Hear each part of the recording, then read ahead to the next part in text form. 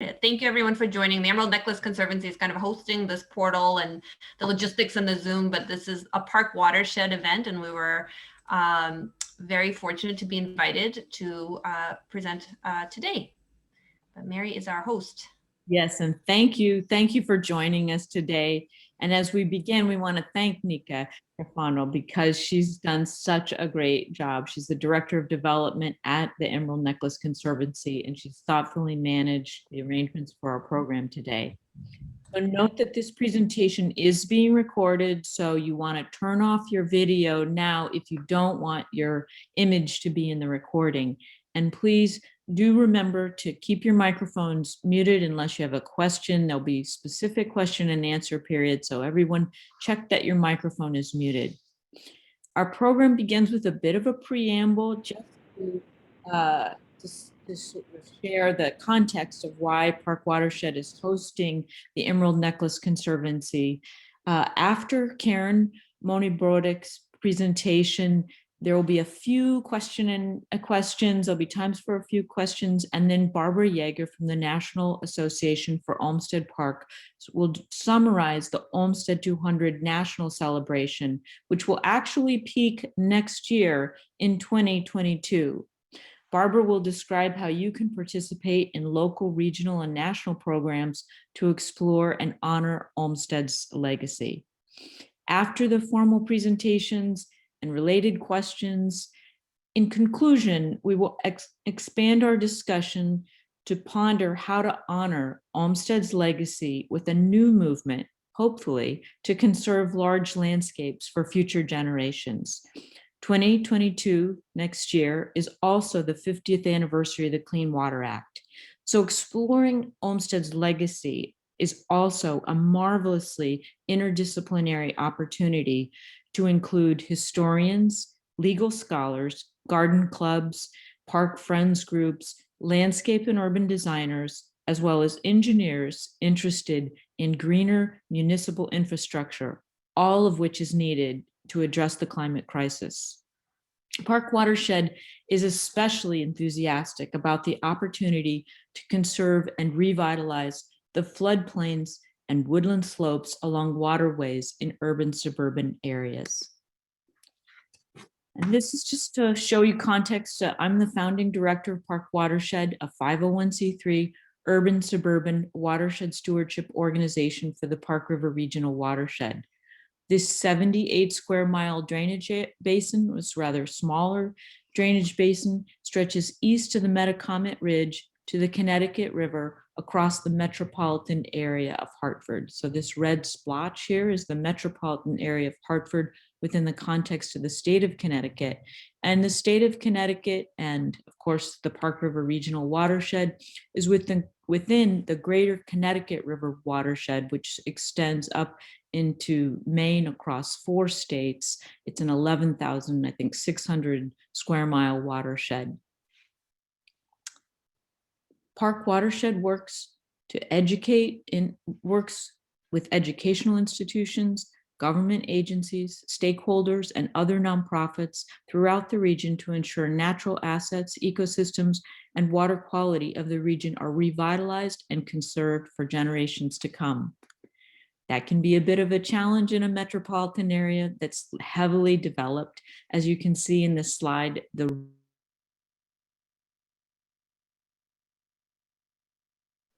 I think you accidentally muted yourself, Mary. Can you hear me now? Yes. Okay, so this, I just want to point out in this tiny little slide down here, we can't even see a speck where the first park, the first public park was created in the Park River Regional Watershed, the first public park in 1874, which is called Bushnell Park. A colleague of Frederick Law Olmsted's created that park. And oops, oh, I know it.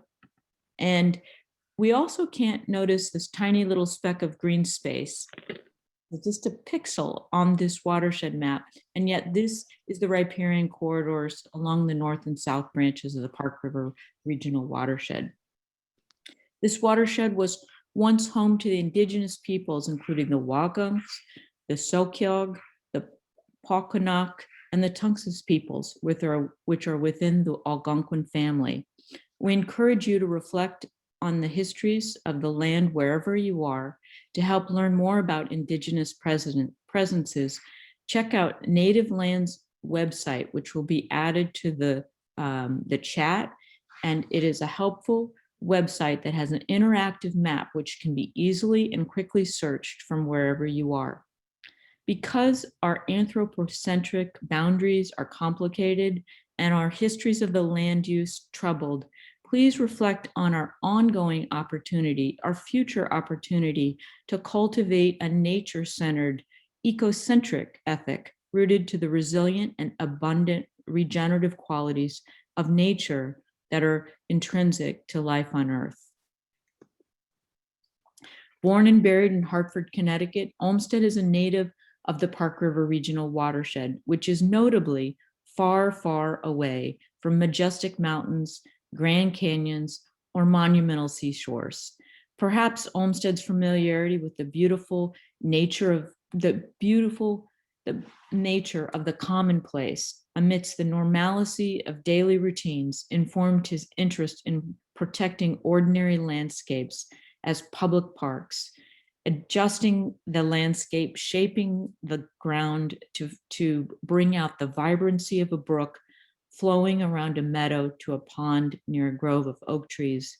This vivacious ecocentricity, often a short walk from our busy lives, our home or our office. And of course, this is the rectangle of the most famous Olmsted Park, Central Park in New York City. And I've laid that up against the urban-suburban corridor of the North Branch Park River Watershed. This is roughly to scale. And I'd like to point out that the difference between Olmsted's Central Park and then the other map over here, which is collaged into this picture, which is the Emerald Necklace in Boston that we'll be speaking about today, that Karen will be speaking about, is that these landscapes are protected. So the work for these groups is revitalization, whereas for many of us living in cities, we need to work on conservation as well as revitalization of these urban corridors. With the spirit of spring, Park Watershed welcomes Olmsted 200 and the celebration of Frederick Law Olmsted's legacy, which is being managed by the National Association of Olmsted Parks. So, and now I'm going to transition back to the Emerald Necklace Conservancy. Nika, are you going to load that up? There we go. And introduce the Karen Mauney-Brodek. The Emerald Necklace Conservancy was founded in 1998 to maintain and restore and protect the 1,100 acres park system within the Emerald Necklace, which links Franklin Park through the Arnold Arboretum, Jamaica Pond, Back Bay Fens, the Charles Riverway, Commonwealth Avenue Mall, the Public Gardens, and Boston Common. Frederick Law Olmsted proposed that the Muddy River be included, and so he was able to improve water quality over 100 years ago, serving the landscape. In doing that work, 100 years ago, they dredged the sediments, restored the flows, and so cultivated clean water by better managing the city's drainage areas. Park Watershed is particularly interested in the past, present, and future of the Muddy River within the Emerald Necklace, which includes the restoration of the Charles Gate area, which will be an aspect of Karen's presentation. And once again, a key difference is that the Emerald Necklace is a conserved landscape, unlike so many urban suburban waterways across the country. Karen is the president of the Emerald Necklace Conservancy, and she orchestrates capital projects, grows park programs, and manages annual budgets, expands the fundraising efforts, and boosts public awareness. She furthers the organization's mission to protect, restore, and maintain the Emerald Necklace by doing a whole range of work, including adding large-scale world-class art exhibition of 5 fog sculptures from the Japanese artist Fujihiko Nahaki, and I'm sure I'm not pronouncing that correctly, but we'll get that. As a long list, along with a long list of park improvements such as signage and updates to the exhibit at the Conservancy's Shawtuck Visitor Center. Prior to joining the Conservancy in August of 2016, Karen served as the Deputy Director for Park Planning and the manager of the Community Opportunity Fund for the City of San Francisco's Park Department. She developed 2 public bond measures overwhelmingly approved by San Francisco voters that provided over $400 million in park funding. Additionally, Karen led and managed the $25 million master plan and renovation of Glen Canyon Park, a $10 million renovation of 2 playgrounds in Civic Center Plaza, an improvement plan for McLaren Park and the Central Boulevard, which added over $6 million in bike, pedestrian, and environmental improvements. We're all envious, if I may say. Prior to her 10 years at the San Francisco Park, she was chief of the design build programs in the design and construction division of the New York City Department of Parks and Recreation, where she managed an annual budget of $15 million. Currently, with the Emerald Necklace Neighbors and Advocates, Karen is leading the Conservancy's partnership for the revitalization of the Charles Gate Park, a glimpse of which she'll share with us. Welcome, Karen, and thank you for joining us today. Thank you so much for having me, and I'm really excited about also getting to know the Connecticut areas that you're talking about more deeply over time. It's Connecticut was really the Olmsted vernacular. It's really the landscape that he adopted and used in so many places, or at least in my in my experience. And I think it is an interesting way to start to think about the fact that we all, no matter where we're standing on the planet, are standing on a watershed. It may not be a watershed in good shape. It may not be a watershed that's been thought about kindly or is being considered, but I think thinking about, these is all landscapes that are watersheds is a really interesting thing to think about. The Emerald Necklace, it's very apparent. It's a bit more in your face. But I think it's really laudable to think about the work that you're doing in Connecticut. Hopefully there can be some ideas, some inspiration back and forth.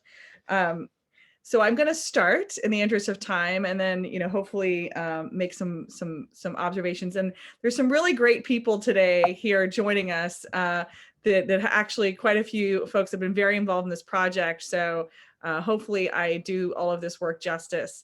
So I'm going to talk a little bit about the history of the Emerald Necklace and the Emerald Necklace Conservancy and the work we're doing and have been doing with the help of many partners to restore the Muddy River, and then talk a little bit about the work that we're doing to partner with the national celebration of Frederick Law Olmsted, the bicentennial of his birth, and what we're doing, how we are working on that here in Boston, and leave some time for questions at the end. This is the map, the historic design created by Frederick Law Olmsted, connecting. Can you guys see my mouse here when I move it around? Awesome. So this is the Charles River, and Anika kindly made this little blue line to show everyone how the Muddy River stretches down to Jamaica Pond.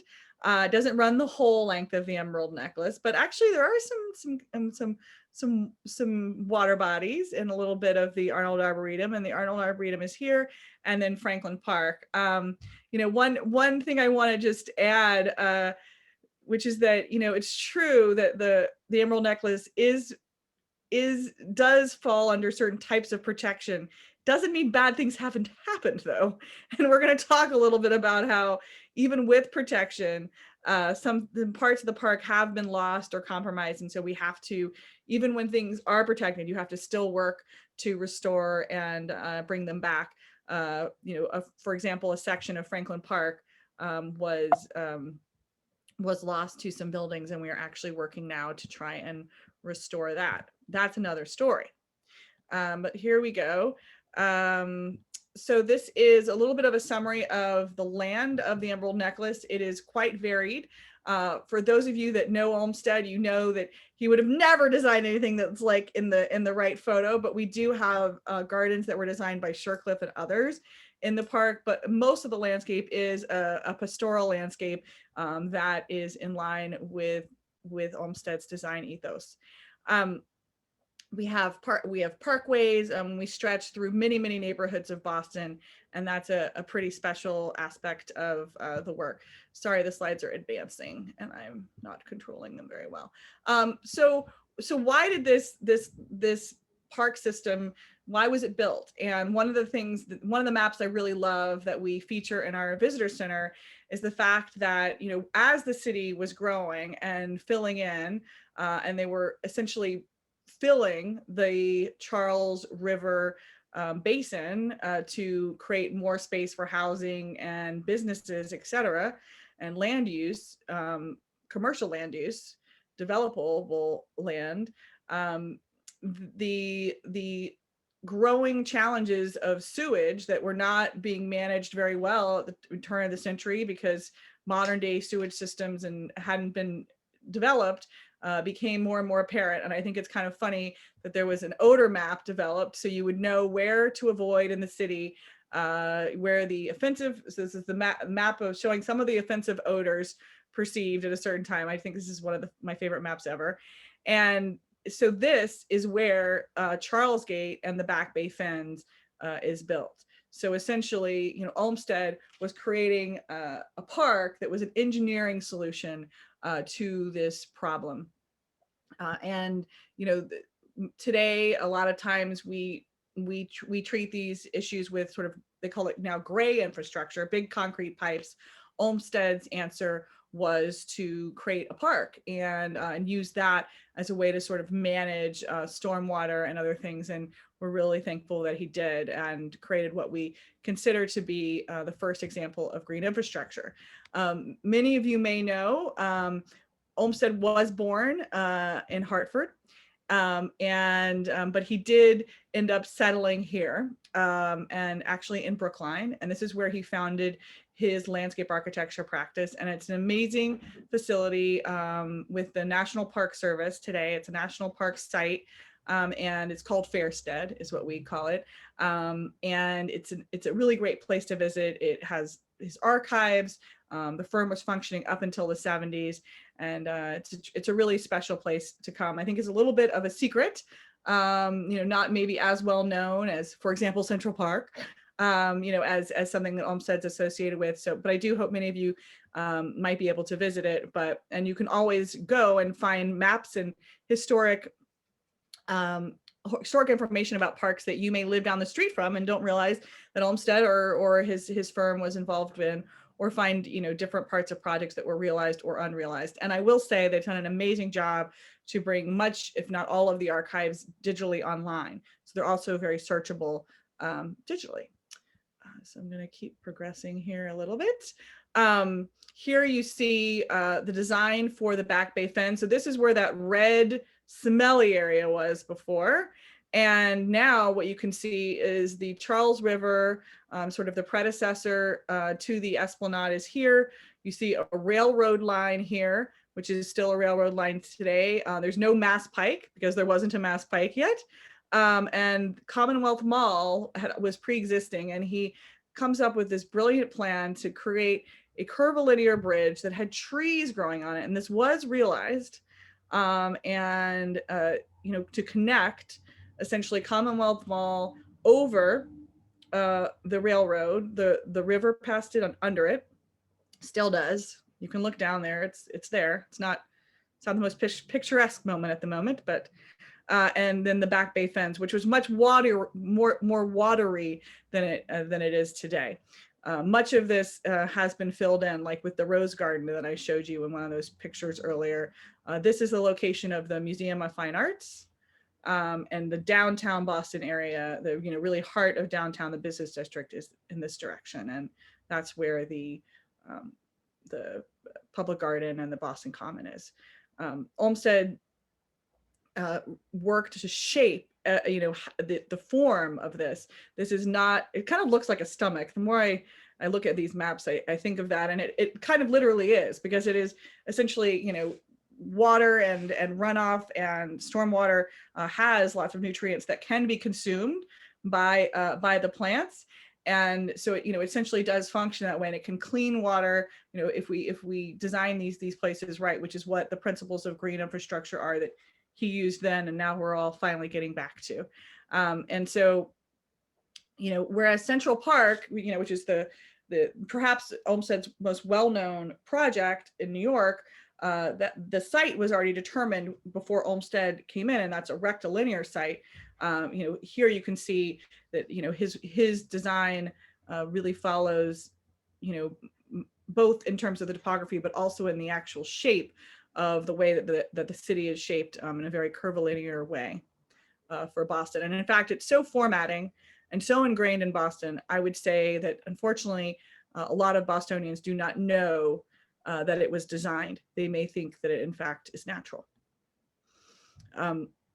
Here's an example of that. So you can really see the river being built and staked out. And there's some neat stories about how, when he really wanted the river to have a certain sort of alignment, a certain sort of curve, he actually at times spoke with and convinced the city of Boston, the town of Brookline, which the property, the sort of line, the jurisdiction line runs right through the middle of the river, to adjust their boundaries so that the park could meet his goals, which is kind of amazing. And I think today would be very, very hard to convince any mayor to ever move a boundary based on something that a highfalutin designer wanted to do.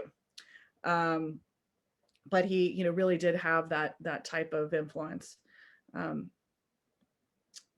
Here's some examples of the planting plans. Again, the work appears so naturalistic, but this is a planting plan, a topographical plan, and what is being indicated in each of these little patches is the species of the plant that he is planning for these different areas. And you can see that he's really trying to emulate sort of a naturalistic appearance, which is pretty typical for Olmsted's work, but was in many ways a departure from some of the earlier sort of landscape patterns in the past in terms of French landscape design or other things.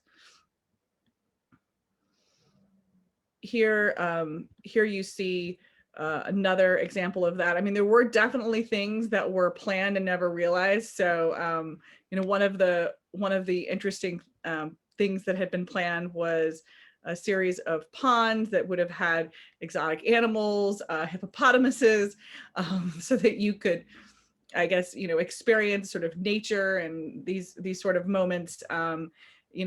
There are situations in other parks around the country, and some of which I've worked on, that had sort of distributed zoos and distributed animals around the landscape, which I don't know how really naturalistic that would feel to me, to be wandering around and all of a sudden stumble upon a hippopotamus.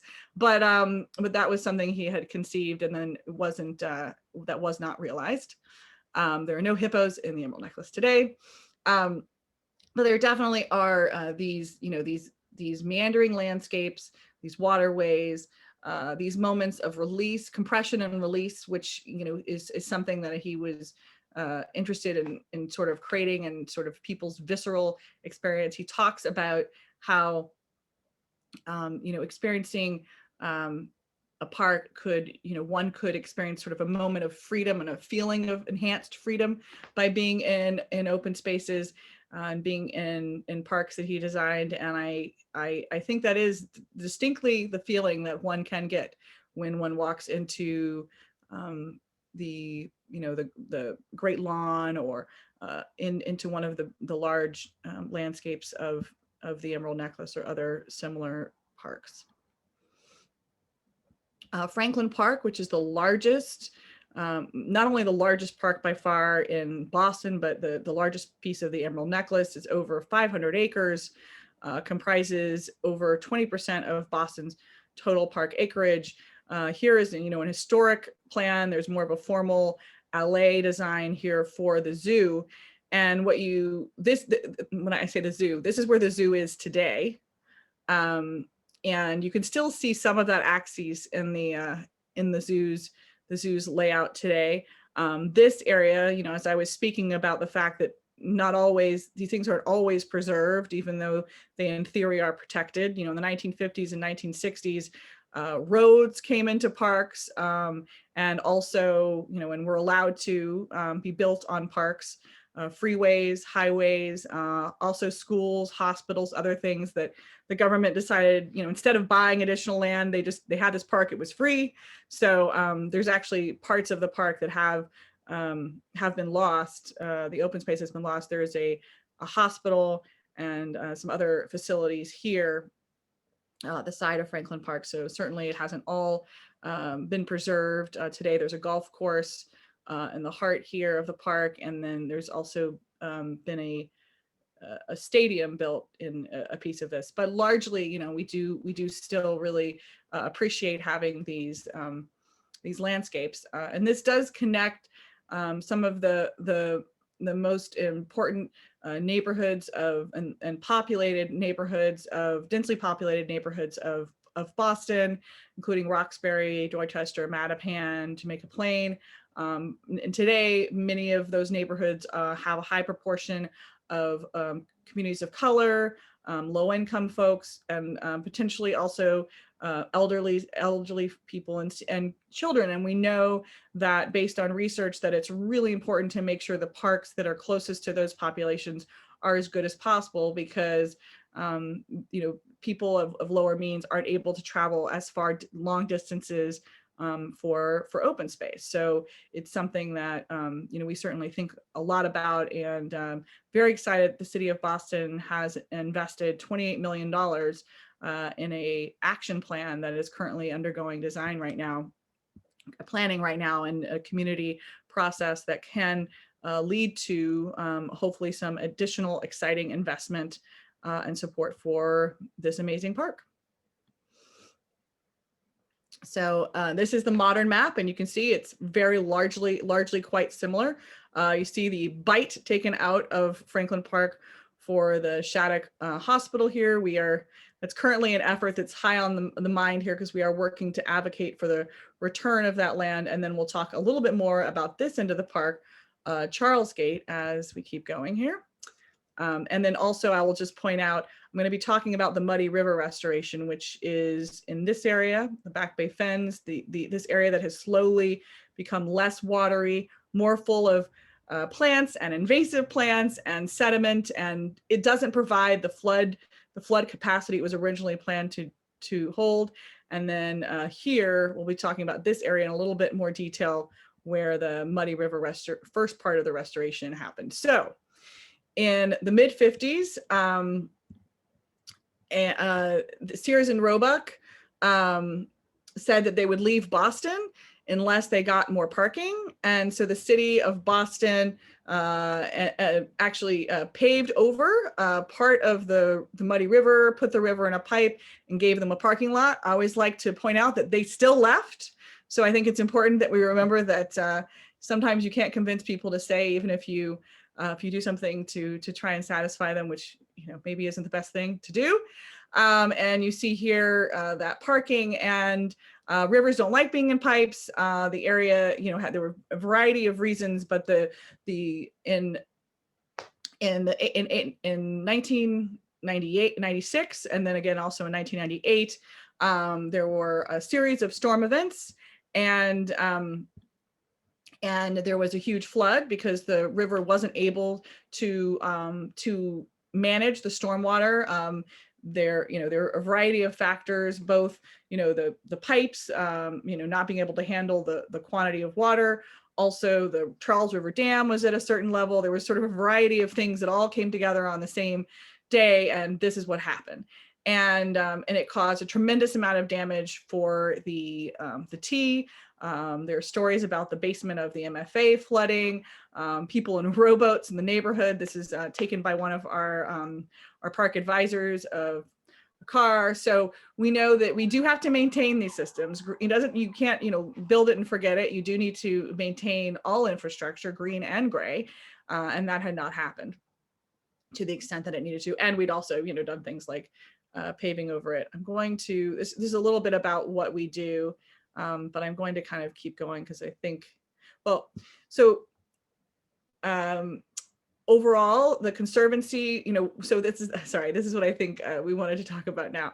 So in 1998, the Conservancy, sort of out of this need to restore and improve the Emerald Necklace and work to create a movement to make this restoration happen with our public partners and others, that was when the Conservancy was founded. So it was really through that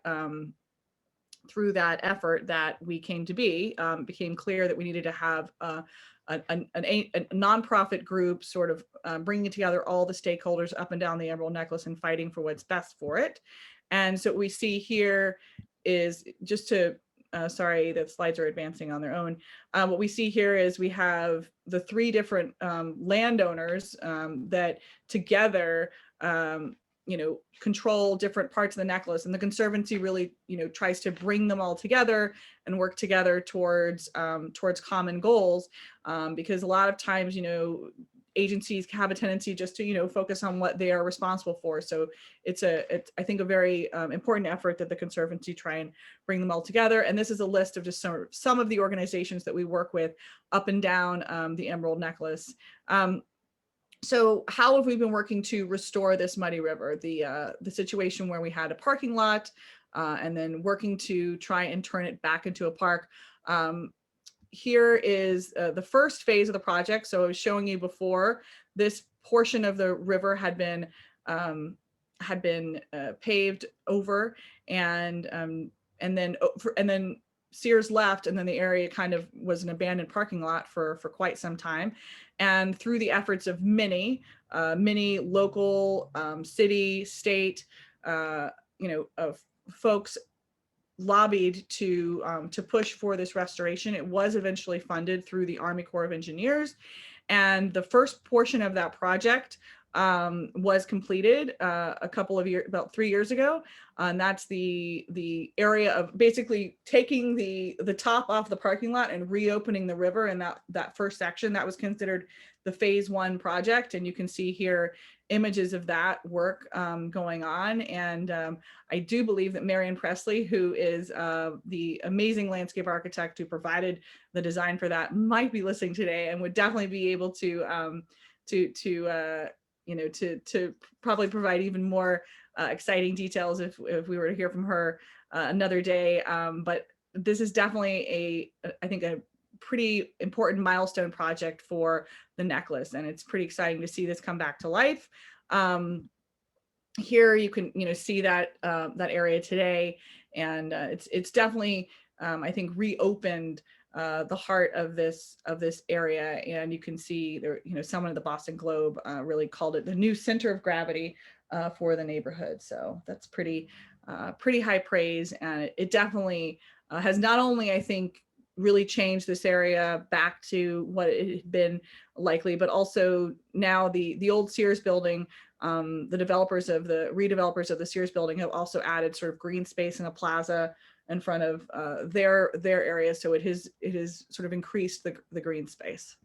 And I have to say, Presley Associates design was extremely detailed, extremely faithful to the original, and they even built back some of these islands that Olmsted had designed. It was pretty amazing. And so again, I think people today would maybe go by this and not know that it had been this, then it was a parking lot, and then it got replaced, and I hope maybe we can at some point, we definitely have this information online so people can learn about it through our mobile tour guide, but this might be something we'd like to also describe a little bit more, maybe on site with signage in the future.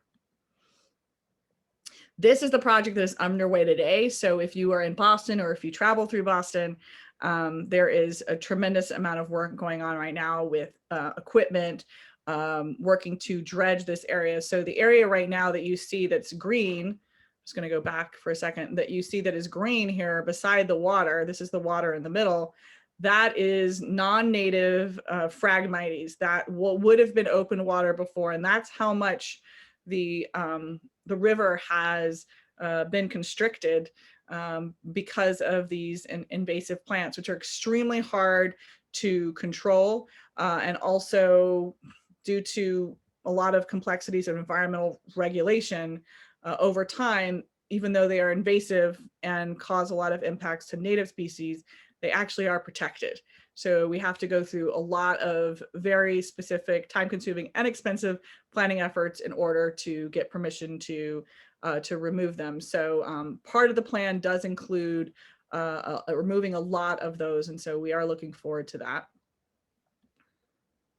Here is that work going on now as they're dredging and again, restoring the flood capacity that this area needs to have. We know with climate change over time, there's going to be more heavy rain events, more repeated strong rain events that we need to make sure we can plan for. This is some of the work that we've been trying to do to explain to people what's going on. We try to use, clear language, maps, diagrams to sort of say if they see equipment in the park and they see signage, they see equipment in the park and they see fencing, that the park is still open. So that's one of the, I'm just going to go back to this. This is definitely something I think we've been able to use, and I would definitely encourage others is, simple signs and with QR codes and other things so people can learn more about what's happening. And sometimes that's easier to do than a permanent, physical sign. So the last project that I'm going to talk about is the work we're doing for Charles Gate. So that's that final section of the park, the first piece where I showed that Olmsted had created this curved bridge in the past. Well, that here's that old curved bridge and this sort of beautiful curvilinear connection that he created before. Well, it's too bad that, in the 1950s and 60s, all over the country, the car and infrastructure for the car really did seem to win out. And a lot of times those freeways and these kinds of new transportation systems were added to areas that, the public agencies already owned. And so one of those was the Emerald Necklace. And there were plans to do far worse things to the Emerald Necklace than actually occurred. But this was definitely one of those losses. So this is the area before. You can see these sort of open waterways. A lot of these buildings are still there, so you can still see them and kind of imagine what it had been like before. And then essentially these roads, these highways were built. Both Storrow Drive was added. So this is right here where I'm putting my mouse is where the last final bridge was at the beginning. Sorry, I'm going to go back. This is where that bridge had been at the beginning. What the Olmsted, the original bridge that Olmsted had at the very end. So this is where Boston would have ended. This was the edge of the Esplanade before, but then there was all of this fill into the Charles River in order to accommodate Storrow Drive here. And so that was built first. And then second, this portion, which is now called the Bowker Overpass, was also added. So you can see the river down here, but it's no longer a wide, kind of softened edge space. It's been channelized and put into a hardened riverbank system. And you can see, again, there's a lot of challenges now because we don't have the same sort of processes that would have occurred with plants sort of taking up those extra nutrients. We have those extra nutrients going into the water, creating the algae and the sort of blooms that you see and some of the growth there. But good news, we've been working really closely with many of the stakeholders in and around the area and a group named the Charles Gate Alliance. And we have work that's telling me to wrap it up. We have been working to develop an improvement plan. We know that the best way to bring good activity, eyes and ears, and healthy things to parks is by providing good activities. So we have a plan now that not only links the bike and pedestrian access and connections in and through the site, because those have really been broken In fact, some places don't even have crosswalks. So we're going to be adding those things, but also activities like, so here in the Northfield, a playground, a dog park, which is something that provides great security as people walk their dogs all the time, morning to night, and also really softens and restores and renaturalizes the edge of much of the river.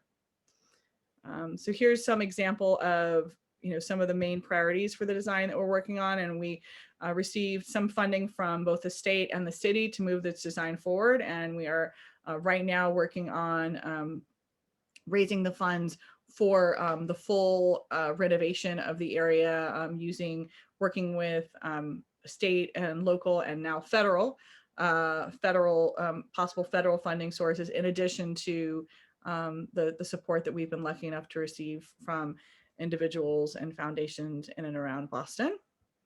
So this will be improving the ecology of the river, the Charles. We recently learned that the Muddy River is the dirtiest polluter to the Charles. It recently got a D- rating in a evaluation that was done. So we know we can, through a lot of these things like softening the edge, adding plantings, opening up and daylighting sections of the river, we can do things that are healthy for water. Sunlight, air are all good to assist water with its quality.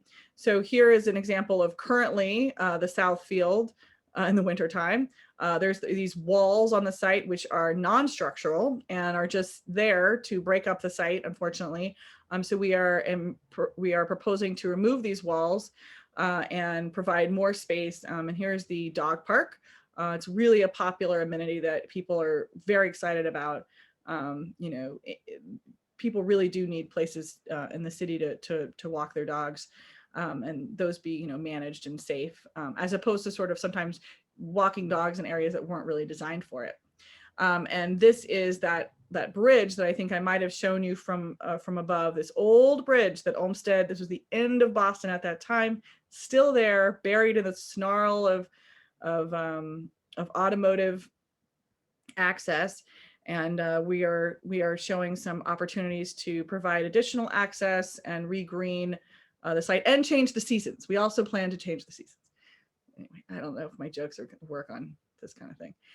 So here you can see the bridge here. It was a bridle path, so it always had sort of my understanding is it always had a kind of a grass surface. It's actually really neat, and we do tours here if people are interested. I always love to walk people around this area. It's not very easy to access right now, but it will be when this is done. And this is the opportunity for daylighting that last section of the Muddy River, which is currently in a pipe, and probably one of the main contributors to that D- rating, which is largely coming from the concentration of E. coli that's in the water there. So that's something we definitely like to improve. So Olmsted said that nothing else compared to the importance of the Boston work. Certainly an important project and a large project. And as we approach the bicentennial of Olmsted's birth next year, the Greater Boston effort, that's an effort that I'm working on with all of these partners. We are working to really think about how Olmsted's principles could be designed, could be thought about to focus our engagement today. So we have an open house coming up as we think about what those principles should be in today's world. I'm going to just go back a little bit to some of the principles that we're going to be focusing on as we do the celebration. So if any of you are interested in checking out more, you can go to the website olmstednow.org. But we're talking about ways to think about shared space, shared power, and sort of the role of environmental justice, which I think one of the things that Olmsted really talked about is everyone being able to use the parks, everyone being able to come together, everyone having access to them. So as we think right now in this moment in history, how might we interpret Olmsted's ethos for the challenges we have today as we think about providing resilient spaces and spaces that everyone can truly access. The Emerald Necklace goes to a lot of Boston, but not to all of it. So how can these principles inspire, more good things happening throughout Boston, and how can we share and learn and all participate? So I'm very excited to be joined by so many different Boston partners as we go into to next year's exciting things. So anyway, again, here's the website if you want to check it out. And this is the information about our overall work. If you want to, there's a map. You can also just check out our mobile tour guide and read more about any of the parks. Sorry, my cats are fighting in the background and they're locked in this room because they couldn't be in the rest of the apartment. Sorry about that. And yeah, so I'm available for any questions. This is a picturesque moment in Charles Gate. So some of it is wonderful and you don't see the freeways at certain moments. But I really appreciate everybody's time and interest in our work. And Mary, I'm sorry to tell you that it's not perfect even once you build it, right? Now we have this thing and it's still a lot to do. Oh, I know. I love that it's still a lot to do, actually. And okay. Because I must admit, many of the parks that there's always a lot of work in the parks, right? And then of the amount of enthusiasm, once you get a group going on it, it's fabulous, right? And I think when people feel empowered, we have a lot of Friends Conservancy groups here. So they've, like the Central Park Conservancy in New York City, the creation of these groups where they just get busy and they've made huge differences in our parks in Hartford. And hopefully, they'll take up a few more people will get involved in the yet to be conserved north and south branches of the Park River, as well as Gully Brook. And there's a couple of other smaller tributaries, not to mention Trout Brook in West Hartford. So yeah. Well, I wonder if people want to put their questions, if anyone wants to unmute, or if they want to put their question in the chat.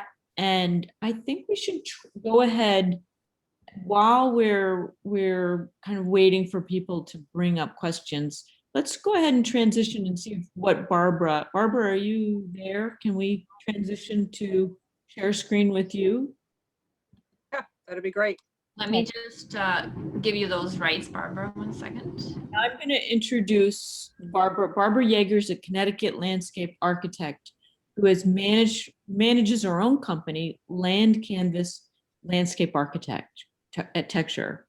President of the Connecticut chapter of the American Society for Landscape Architects until 2016, Barbara is currently the treasurer of the Experiment Station Associates, which supports the work of the Connecticut Agricultural Experiment Stations.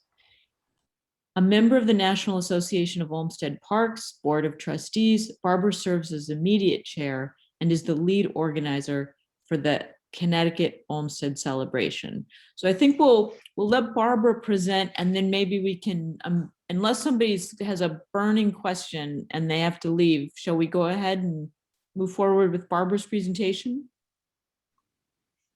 Yes, I'm gonna assume that was a yes. All right, thank you, Barbara. Welcome. Thank you, Mary. That was a fascinating talk on the Emerald Necklace. It's just exciting to see all that's going on with the rivers. And I'm hoping Mary gets her dream of getting the Park River conserved and preserved and improved. So the Olmsted 200 was started by the National Association for Olmsted Parks a few years ago, when a core group of the board was trying to figure out how to create a celebration of the 200th birth of Frederick Law Olmsted and all that he gave America. And several members went around and talked to organizations and had presentations and gathered information and developed sort of a framework to provide a jumping off point for the celebration. And they ended up with 9 founding partners. If you go on to olmsted200.org, you will see we have a massive now list of people and organizations involved in creating this celebration. Emerald Necklace is one of them. Oops, I'm sorry. So this is a national celebration, but it has a grassroots component of it, because everybody, all the champions for their places and spaces are beginning to get involved to celebrate their local place that means a lot to them. There are nationally known places like, the Emerald Necklace, like Central Park, but there are many, many parks designed by the firms, and cemeteries, estates that are now parks, parkways, all kinds of things that are Olmsted legacy designed, such as the one behind me, Goodwin Park, which is a legacy park. It was designed by the firm, Olmsted firm, and that's in Hartford, one of the many parks in Hartford. So we are trying to create this renewed appreciation of his work. People, and it was like the 70s and 80s, people sort of forgot what the parks were for. They kind of fell in disrepair. As you see, we paved over them. There's a few parks in Waterbury, which were beautiful, and now they have highway running right through the middle of them. So we're trying to create an organized appreciation of Olmsted, and also an enhanced appreciation of the value of the parks and the open spaces and our civic spaces. And I agree, this time in Americans' history and the world's history, it's beginning to show how important it is to have places for people to protest, places, open spaces for people to gather and relax. We're also hoping that this whole celebration will create a conversation about all of these things: our parks, their stewardship, access to parks in all communities, all important things. The key messages, which you can just read here, there are 5 of them. They have the power to unite, strengthen communities, grow local economies. Everybody deserves access to them. They're critical to the physical and mental well-being of our nation, which again, COVID has shown us. They're essential to the ecological health. And this is not just parks. This is our places like the watersheds and things like that. And they require ongoing care. It's not something we can just ignore.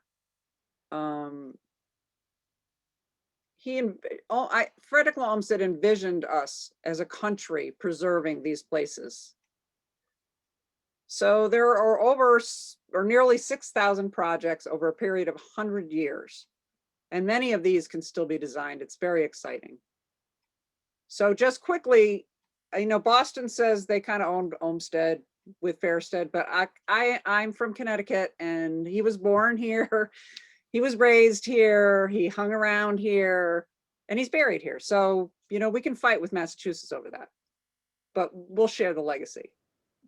We're having some great events in Connecticut. We're having, the University of Connecticut is putting on a program on April 22nd, 2022. The American Museum of Modern American Art, I believe I said that right, which is on Walnut Hill Park, an Olmsted designed park, is having an exhibit. So that's exciting. That's just a start. I did want everybody to know this came out today, which is a request for proposals. Connecticut SHPO is trying to gather all the information it can as part of this celebration. Preserve Connecticut is running the grant. It's very exciting opportunity for a historic landscape architect, and it's exciting opportunity for Connecticut because many of our parks are not fully documented, and it's been a real problem. Our SHPO has been saying it's been a real problem. So if you're interested in that kind of thing, I encourage you to contact Christopher.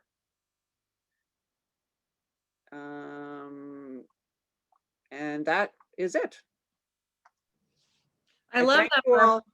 I love that, Barbara. We should have a face-off, like New York, Boston, Connecticut. Yeah. Like, who really owns Olmsted? Because I constantly feel like everyone's like, oh, that guy that designed Central Park. I'm like, yes, he designed the park that I'm standing in right now too, but yeah, no, that could be fun. I think we should talk to Dee Dee about that. I think we should. We can have a, share your space playoff. I love it. There's definitely a California contingency. Yes, there and a Washington State one too. Yeah. Yeah, the Seattle folks, and I'm Oh. from Atlanta originally, and the Atlanta folks are quite numerous in a lot of the Olmsted 200 Oh, yeah. Yeah. things. And anyway, so Let's not forget Chicago. Well, I know. It could be quite a competition. yeah, yeah. Well, I think that's one of the reasons why, it's so great to start today, to start in April is really our effort is to say this work is just beginning. It's a lot's been done, but there's more to do, and it's an open, it's ours to create and shape, which is the beauty, I think, of the Olmsted legacy, is that level of inclusion and opportunity, and connected to nature, that it's connected to nature. So I wanted to circle back to Karen, because my familiarity, I must say, the Charles River Watershed Association, which Bob Zimmerman, I'm sure you've met Bob Zimmerman, who's now retired, presumably, but because I'm within the river network world, I've seen Bob Zimmerman, at many river rallies. And so and it's interesting that you got, what was it, a D minus? No, that's bad. I have never gotten a D minus. I want you to know. Whoa. The Muddy River did, and it's they knew that the lower basin, which the Muddy River contributes to, they knew the lower basin was the worst, but now they know that it's the Muddy River. Oh, interesting. I see someone raising their finger. Are we misquoting something? Oh, Betsy, that's Betsy. Yourself. You have to unmute yourself. You have to hit something on your computer. The lower left-hand side of your screen, usually. Am I unmuted? Yeah. There are two things. I was born in New Haven, Connecticut, so I'm an Olmsted native person, and was raised in Edgewood Park, which Arlene Levy tells me was the J.C. Olmsted design. No. But now that both my parents are gone, I will tell you the family rumor was that I was conceived in Beardsley Park in Bridgeport. So if there's a contest, I win, right? So my question is, Just to remind everyone, this is being recorded. See some folks, Arlene is fainting. Yeah, okay.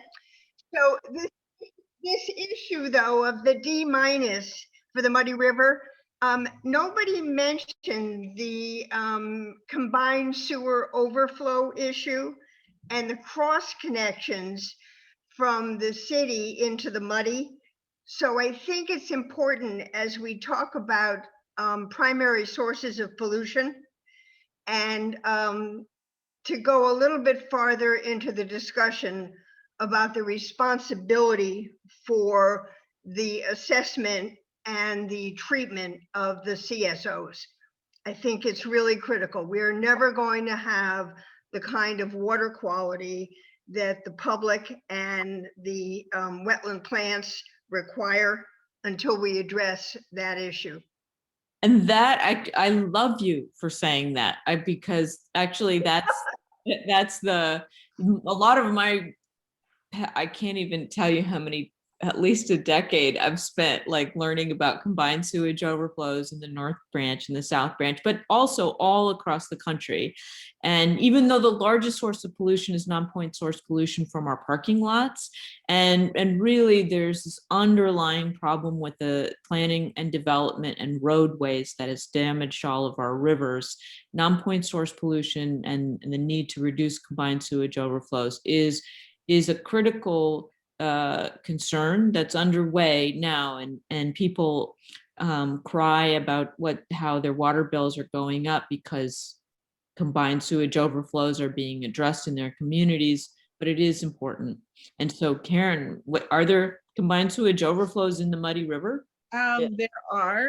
I think that they happen less frequently, but they still happen. The city of Boston's Water and Sewer Department believe that they have identified many of the illegal connections that were connected to, for example, the Stony Brook and other culverts that run into, so illegal sanitary sewer connections. So sanitary, means bad. It sounds good, but it's not. It's the gross stuff.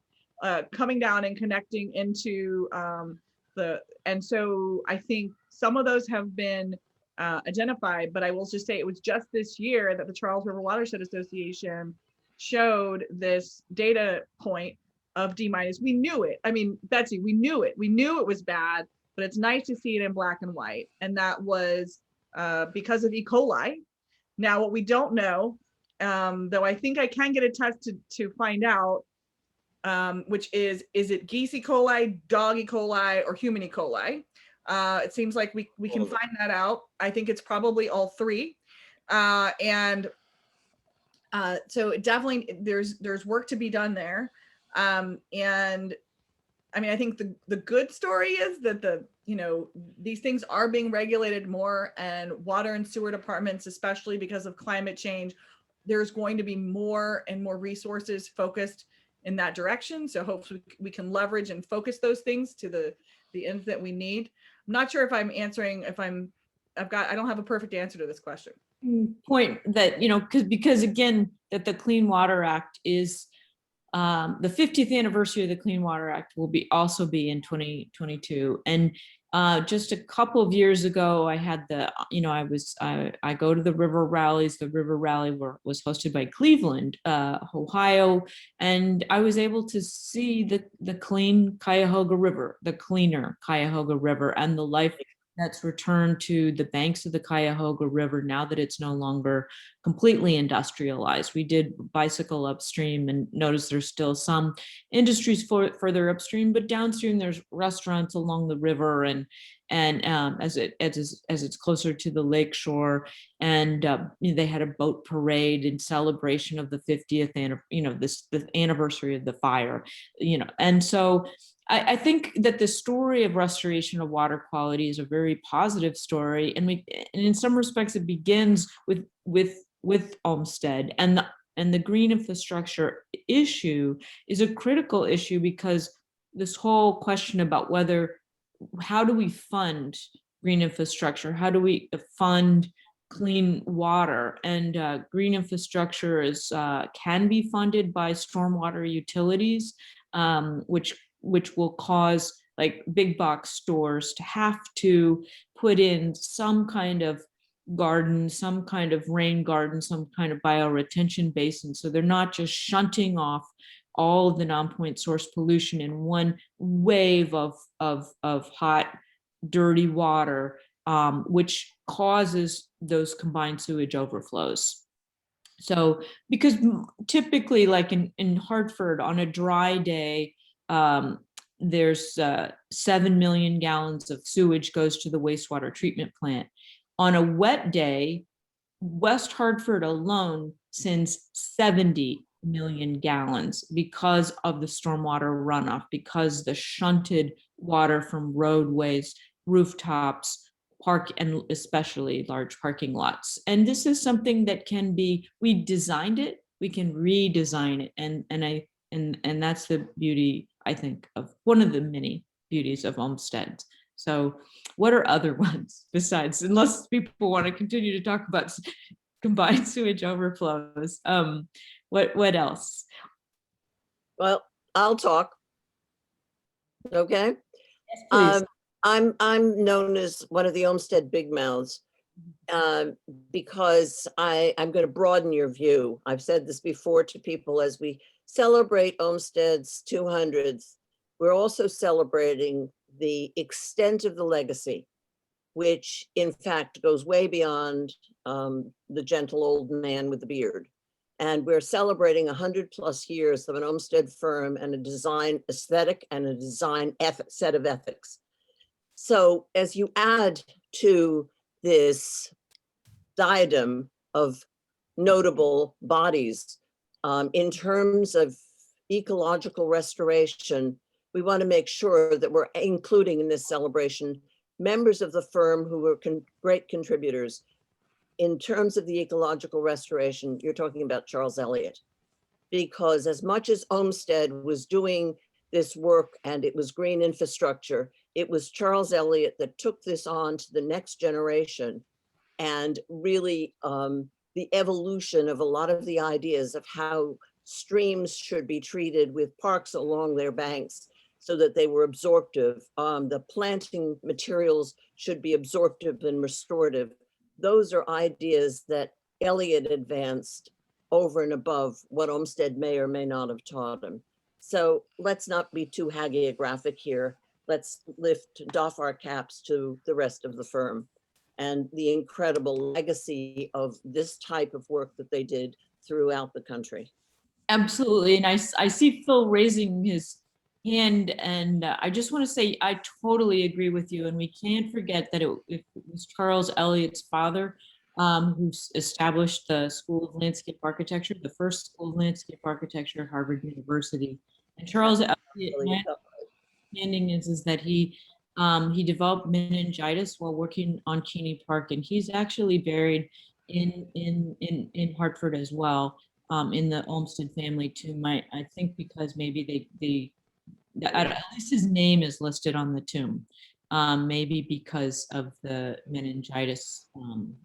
So anyway, Phil, you may know more. I am not. Yeah, I think he ended up dying back in the Boston area because he left Hartford, he left Keeney Park doing work and made his way back to Boston and died a day or two after leaving Keeney Park. So I don't know if he's buried in Hartford. I think he's buried somewhere in the Boston area. Cambridge, Mount Auburn, somewhere. But yeah, it is important. Thank you, Arlene, for bringing up Charles Eliot, because I'm a Bostonian who's done research on the Emerald Necklace, but I teach at UConn now. And so I like this Boston, Connecticut rivalry. I have feet in both parts of that.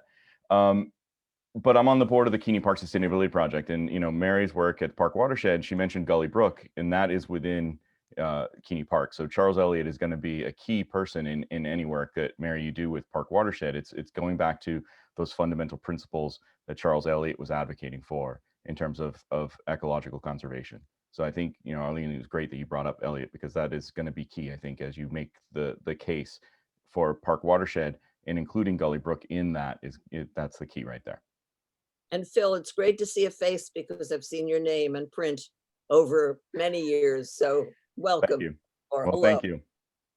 I guess those silver linings from Zoom that, you never thought you were gonna Exactly. get. Exactly.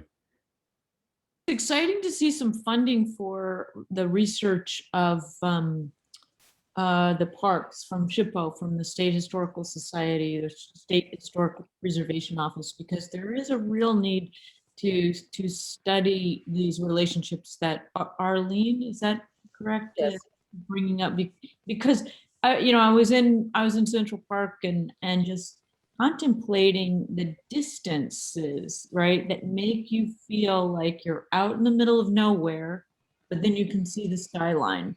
And then the way, of course, the way that the different carriage paths were designed, the pedestrian paths, the carriage paths, and then the larger paths which crisscross the park that are now open to cars. And I feel like that those layered multifunctionalities have not they could be re-examined, and certainly along the north branch of the Park River and other urban suburban riparian corridors, where we talk about linear parks, where we talk about greenways. But the reality of many like the East Coast Greenway is it's fundamentally the specifications were set by the Department of Transportation for a one-lane road with manage an emergency vehicle and so it's basically a 20-foot roadway. And when we know linear parks are more to that, we know that the Emerald Necklace is more than that. And I think that's, asking all across the country, how do we combine those amenities that make nature in the city accessible and enjoyable? Is really, it's hard work. Yes, I wonder if there's any other questions. I also there was a good question in the chat about sort of historical maps and historical information about the Emerald Necklace or other places. There's a lot of great books, but I will say, if you're a map person, as you might be able to tell, I am, I would definitely give a shout out to the Leventhal Map Center at the Boston Public Library. They have a really great tool where you can basically, on any spot on the earth, just kind of like zoom back in time and zoom forward. And you might be able to get, someone in the chat was asking me about getting to some of the earliest maps. And you know, of course, all maps have bias, but you'll have to evaluate them. Any other questions? Why don't you, if somebody doesn't jump in, tell us more about how how you're using the arts and how you might use arts in the future as part of the Frederick Law Olmsted Now celebration to really dive into some of the issues that are more related to social concerns. Okay, great. Yeah, that's a really good question. So how might we use art? And I think you mean sort of like art installations or sort of art engagement. So for the Emerald Necklace Conservancy's 20th anniversary, we were actually quite young, much younger than some of the other groups out there. What? I said NEOP, we're 40. Exactly. No, we're babies. We can barely drink. Well, now we can. We're 21. Anyway, so the Emerald Necklace Conservancy wanted to figure out how to best celebrate that. And you know, one of the things that I noticed being fairly new to Boston was that so many people, when I said, "Oh, why?" They were like, "Why'd you come here?" I was like, "I got this great job. I work for the Emerald Necklace Conservancy." And I had, you know, a lot of people say, "Well, what's that?" And I said, "Well," and they knew the Back Bay Fins, they knew the Jamaica Pond, they knew the pieces, but maybe they didn't know they all came together. And so one of the things that we did is we installed, we worked with a curator and found this artist, Fujiko Nakaya, who really believed in nature by design. There was a real resonance, I think, to the kind of work she did. She used and she created, actually, she's an inventor and a scientist, and she created the first nozzle that could create pure water fog, not using chemicals. And we installed with her, you know, she developed and installed 5 custom fog sculptures along the length of the Emerald Necklace. And it, I think, encouraged people to come, be there, visit, engage, you know, feel the water, see the light through the water, and sort of, you know, see these things that turned on and turned off. They were really fun. We still have them in storage. Maybe I'll one day put them out again. Not an inexpensive undertaking, I will say, but it was definitely a thoroughly enjoyable one. And one thing I think, one thing that we learned through that I think gives us a clue of how we might also engage the community, small and local artists, and not just like big international ones, was the way we created a system of micro grants where Fujiko's work is really generous work, and she really loved the idea of other artists and performers working with her fog. So playing music, having a dance performance, and perhaps other kinds of things. So we gave out with the support of a wonderful donor, we were able to give out small grants to people that applied to say, I would like to have a dance. I'm going to choreograph a dance there, or project art into the fog, or do other things. So we actually had a series of performances at all the fog sculptures all summer. It was really fun, very engaging. Some were very simple, like the zoo held up signs of animals that have disappeared and reappeared, and they sort of came in and out of the fog to sort of talk about the extinction of species. Different people did other things. And I do think that, like, creating something special and time limited, and this is Nika tells me this, and I think she's right, creating something special and time limited that people can only see at a certain time is a good way to kind of get people out. It's not what we normally do as designers and as builders. We want to like improve the park forever, right? We don't want to do these short-term things. Seems like it's not a good, you know, investment, but it does sort of get it in the brain a little bit. Oh, this is a fun thing to see. This is something that's important. And so that did, I think, raise the visibility of the fact that you could connect to all of the parks. And many people visited all the parks in one day or over a series of days, maybe more than they'd done before. And we did that. We're doing that again right now. Last night was the last night where we lit up many of the bridges in the Emerald Necklace green.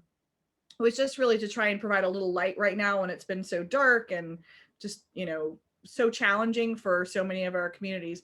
Now, your question, I think the second part of your question, the more meaty part of your question is, how do we do this work so we're really engaging communities that maybe normally wouldn't respond to a request for proposals for an art submission, right? How do we engage? And I think that what we really do is partner with neighborhood and community groups and schools and everyone throughout the Boston area, and you bring them in. We're hoping to do that with the Olmsted Now celebration, and really ask people, not just like what do they think of when they think of Olmsted, but what's important about their park and how might they like to participate in it. And maybe it would be a community picnic, maybe it would be a dance performance, maybe it would be music, maybe it would be poetry.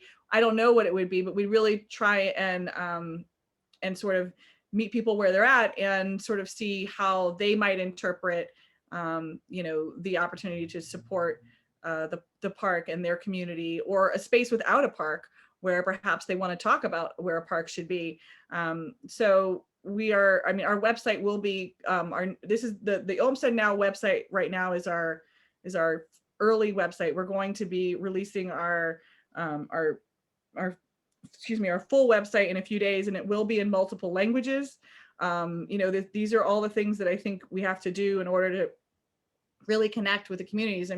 Boston is primarily a Black and brown city now. It is not necessarily, English is important, but many other languages are actually spoken with more frequency than I think we acknowledge. And so we need to find ways to truly connect and empower all the voices in Boston. So when Park Watershed first got started, about actually almost 10 years ago, we connected with the artist Mary Miss. I don't know, I'm not sure if you're familiar with her, but Mary Miss had done a lot of site installations, and she's created this program called Cities Living Laboratory. And the precedent project worked with the University of Hartford. She did a retrospective of her work, but also a walk along the North Branch of the Park River on the University of Hartford campus. And although she's gone on, she's actually working with the city of Milwaukee now to sort of raise awareness about some of their water quality issues, because of course the Milwaukee drainage area flows into Lake Michigan, which is the drinking water source for Milwaukee and Chicago. And also working, she's based in New York City, working to daylight Tibbetsbrook. And so walks and including the community is kind of this an emerging strategy. And it's great to keep hearing that, because I do think that it's like the seasons behind us that that we go out to. It's actually one of the beautiful things about going for a walk every day. I've been walking my neighbor's dog, which I love, because one day it's snowing, and then the next day the sun is shining, the birds are coming through. So Betsy, it looks like you've got your hand up there. What do you? I do. Two things. One, particularly for Mary, the reason that there is so much oversight of the Emerald Necklace Muddy River project is that the Massachusetts Environmental Policy Act was the original focus for figuring out how the owner agencies were going to work to solve the problem of the Muddy River flooding. And the person who at the time was the Secretary of Environmental Affairs, an elected official named Bob Durand, was also the author of the Rivers Protection Act. And thinking about how you deal with rivers from a scientific and a legal perspective, from the owner's perspective, was really critical. So if you go to the Emerald Necklace Muddy River Maintenance Management Oversight Committee, called the MMOC, the history of how the project developed, the documentation, the legal documentation, and the scientific documentation is really critical and has been shared fairly widely with other river advocates, particularly in California. But one of the things that you need to remember is that those documents are only as good as the public pressure applied to the stewardship owners. Karen shaking her head. And that unless you can use your scientific and legal documentation to make sure that the components required of the owners are done. And I see Sarah shaking her head. One of the issues around the Muddy River was the runoff from the roadways around the water. And so one of the MEPA documents requires that the city of Boston and the town of Brookline do street sweeping, and that they calculate the salt sand combination in their equipment to make sure that it's safe for both cars and pedestrians, but so that that salt is not depositing itself in the Muddy River and destroying not only the wildlife, but the new wetland plantings. But I can only say to you that as these friends groups look at the NAOP's leadership and the contributing organizations for this celebration, that the focus also needs to be on what comes the day after. And about 10 years ago, an Olmsted advocate, Jerry Wright, and I started Olmsted 2022.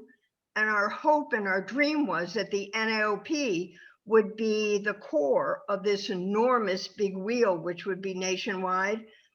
And it is so exciting if you look at the NAOP website and you see the number of organizations that are using the birthday as the core of new rehabilitation projects. But the day after the birthday, the most important thing everybody can do is make an appointment, or make an appointment ahead of time, but go meet with the people who are responsible for the budgeting for capital as well as maintenance and operations for these parks.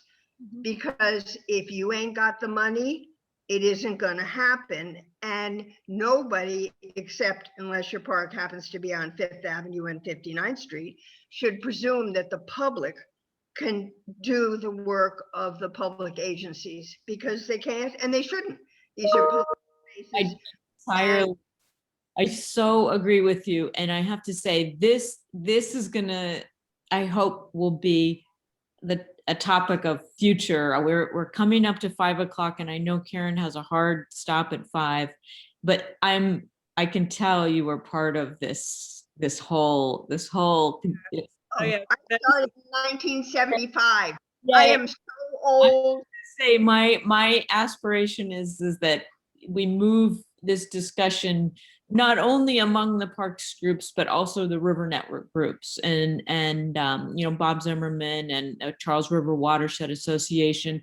They need all of these smaller scale waterways, landscapes. They need them conserved. They need publics engaged. They need them to understand the hard work they do to stop combined sewage overflows, and usually it's these regional organizations, the watershed organizations, that do what you're saying. They engage with elected officials about this, you know, about the sort of unsexy things called the combined sewage overflows.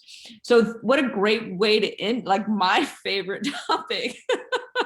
And thank you all. And again, we're coming up. Karen, do you have anything else to say? Because I know, again, we all have a hard stop at 5. So we're Nika's gonna. You know, thank you so much for inviting me. It's always nice. It's nice to make these connections. I am so grateful to Betsy, you and Jerry Wright and others for starting this Olmsted, 2022 bicentennial celebration. I remember when I first got to Boston, and Jerry had a birthday celebration for Olmsted with a sheet cake every year. And then someone from the National Association came. There were like 200 people there for like Olmsted's 196th or something.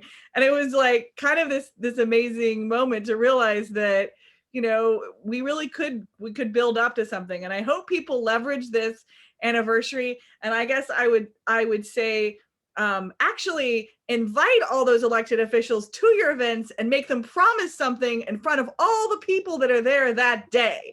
That's actually the best thing. The day after, they might be able to blow you off. So like, be like, oh, and you should announce that policy or that funding package you were going to give us. And then you can go, oh yeah, you take pictures, make sure it gets the paper written down somewhere, and then you can keep them to it, because we need that money. Capital money is more and more easier to come by. I know it seems like it's the cheaper money. It's, the bond.